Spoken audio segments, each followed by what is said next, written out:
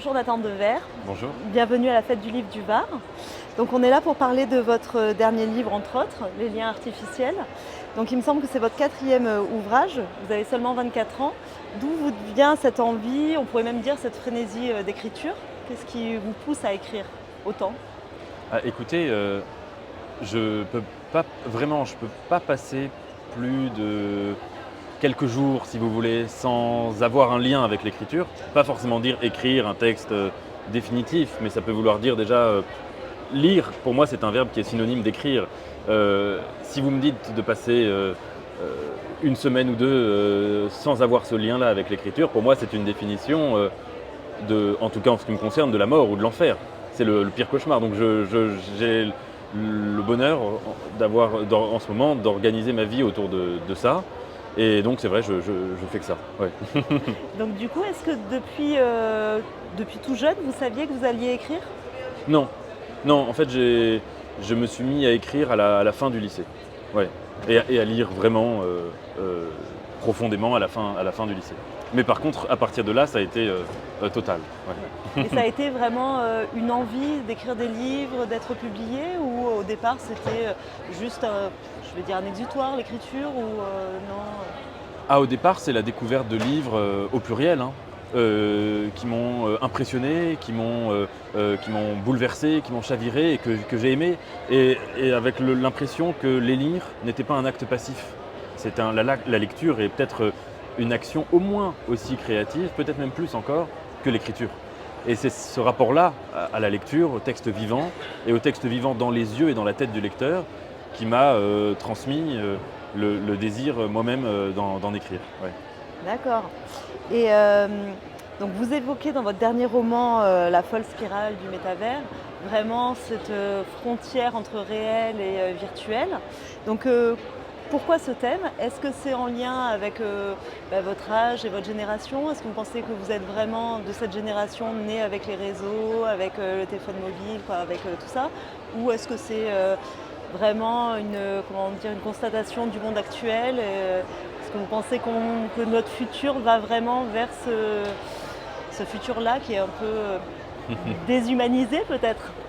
Un peu des deux. Je dirais d'abord que c'est vrai, ma génération, c'est-à-dire celle qui est née à la fin des années 90, en fait c'est la première qui a grandi en même temps que la révolution numérique, que les réseaux sociaux, que les iPhones qui se remplaçaient les uns les autres. Et donc, je dirais qu'on a été éduqués en même temps au réel et au virtuel. Alors, par exemple, on a découvert l'amitié au même moment que celui où Facebook imposait la notion d'ami Facebook à l'échelle planétaire. On a découvert le désir en même temps que la pornographie, la connaissance en même temps que Wikipédia, etc., etc. La politique en même temps que Twitter. Enfin bon. Et donc je pense qu'il y a dans ma génération, pour le meilleur et pour le pire, ce n'est pas un jugement de valeur, mais il y a une forme de vertige, de brouillage entre le virtuel, lieu de tous les possibles, lieu des imaginaires, lieu des émancipations, mais aussi lieu de l'irresponsabilité, lieu de l'insouciance, lieu de l'anonymat, et le réel. Et je pense que ces deux expériences mélangées, indistinctes, en effet, c'était ça ce que je voulais en tout cas essayer d'exprimer dans mon roman, sans trancher la question de savoir si ça va devenir demain de plus en plus un métavers, etc. Ça, on n'en sait rien. De toutes les manières, les romans qui parlent de l'avenir, ce n'est pas tellement de l'avenir qu'ils parlent, c'est de la manière dont le présent se représente l'avenir, ou de ce qui, dans notre présent, ne parvient plus à créer du lien. Oui. Et c'est ce problème de lien que vous vouliez mettre en avant, il me semble. Oui, exactement. Cette absence en fait de lien. Oui, c'est une absence de lien ou une incapacité. Si vous voulez, mon roman, vous avez dit que c'est un roman sur le métavers et sur le virtuel, c'est vrai, mais je pense que c'est aussi, en tout cas c'est ce que j'ai essayé de faire, un roman sur le réel. Un roman sur ce qui, dans le réel, sur les failles que comporte le réel, sur ce qui, dans le réel, ne fonctionne plus. Et sur le fait, peut-être, qu'on vit dans une société qui peine à rassembler les gens, à les relier, à créer des liens, alors des liens amicaux, des liens chaleureux, des liens de désir, des liens sociaux, des liens politiques, des liens culturels, des liens artistiques. Et c'est cette faille, cette pénurie du lien réel, qui, à mon avis, en tout cas c'est le parcours de mon personnage dans le roman, qui lui crée comme ça ce besoin d'avoir des autres liens, à la fois plus faciles et en même temps plus fragiles. Et donc ce livre fait partie des beaux succès de la rentrée littéraire, on peut le dire. Les médias s'en sont emparés, le public aussi. Quel a été le retour? Est-ce que vous avez eu déjà des retours de lecteurs sur ce livre? Quels ont été vraiment les retours concrets de vos lecteurs? J'ai été très touché par les retours des lecteurs.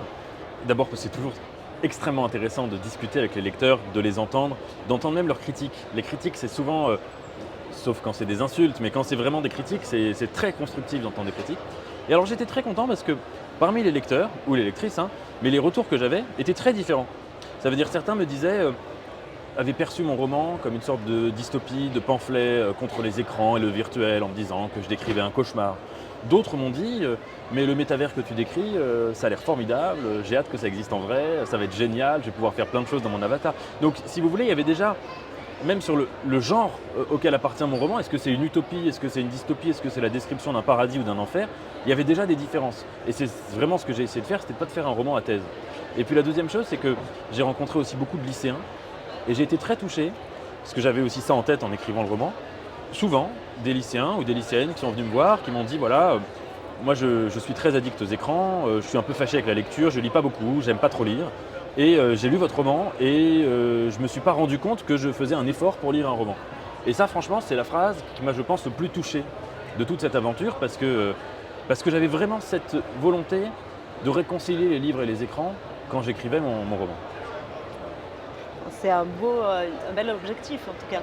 Oui. Dans notre génération, pas notre génération, pardon, de notre société actuelle, pour ces générations-là, c'est un bel objectif. Alors, vous pouvez nous dire comment vous avez l'habitude d'écrire? Quel est votre processus créatif? Est-ce que vous astreignez à des horaires ou c'est vraiment quand vous avez envie? Comment vous vient l'idée d'un livre? Vous pouvez un peu nous donner vos secrets? Je ne vais pas me rendre très sympathique en répondant à votre question. Quand j'écris, je suis imbuvable. Et donc, comme j'écris souvent, je suis souvent imbuvable. Ah mince. Mais non, c'est vrai que, par exemple, là, sur ce roman, je me suis absolument isolé de manière obsessionnelle. C'est-à-dire, vraiment, je pense que pour écrire, il n'y a pas de maxime, je ne veux pas universaliser, chacun fait comme il veut, il y a plein de manières d'écrire. En tout cas, dans mon cas, j'ai besoin d'être dans ce que Roland Barthes appelle la monotropie. Ça veut dire tout entier tourné vers l'écriture du livre. Penser qu'à ça toute la journée et organiser toute la journée en fonction de ça. Donc c'est vrai que j'ai une tendance à, un peu quand j'écris, je ne pourrais pas vous dire des horaires. Ça veut dire que je nuit et jour, je peux ne pas dormir, faire une nuit blanche et me coucher de 7h du matin à midi et reprendre. Et me couper vraiment du monde, ne plus répondre aux textos, ne plus, voilà, un peu de disparaître. Et je pense que c'est, en tout cas dans mon cas, c'est central. J'arriverai pas, par exemple là en ce moment, je ne pourrais pas écrire parce qu'avec toutes les échéances qu'il y a dans la sortie d'un livre, toutes les rencontres, etc., j'aurais besoin d'avoir la tête vraiment vide pour écrire. Ouais. Et alors, c'est votre première participation à la fête du livre du Var. Donc déjà, vous avez trouvé, il me semble, l'accueil sympathique. Et qu'attendez-vous de votre rencontre avec les lecteurs à Toulon? Alors l'accueil est déjà très sympathique, mais j'aime beaucoup Toulon, j'y viens de temps en temps et à chaque fois j'aime beaucoup l'âme de cette ville. Et bon, je suis arrivé tout à l'heure, hein, mais on sent qu'il y a ici quelque chose de spécial. Les discussions avec les lecteurs sur les stands étaient très, très riches, les entretiens tout à l'heure aussi. Et je sens qu'il va y avoir quelque chose de fécond. Et alors, ce que j'attends des rencontres avec les lecteurs, c'est vraiment… ce qui est beau déjà, c'est que l'écriture, c'est un travail très solitaire. Contrairement par exemple à un musicien, à un humoriste, à des comédiens, ce sont des professions artistiques où on est sans cesse en confrontation avec un public. Quand on écrit, le public, il est invisible, il n'existe pas. Et donc c'est vrai que déjà, rencontrer des lecteurs, c'est toujours très fort, très intense. Quelle que soit la vie des lecteurs. Même il y a eu souvent des lecteurs qui m'ont dit entre guillemets, des horreurs sur mon livre, et c'était passionnant et j'ai adoré. Parce que on sent qu'on a écrit un livre et qu'il a été lu, etc., pour quelle que soit la réaction. Et en effet, moi ce que j'attends, c'est que je pense vraiment que la lecture…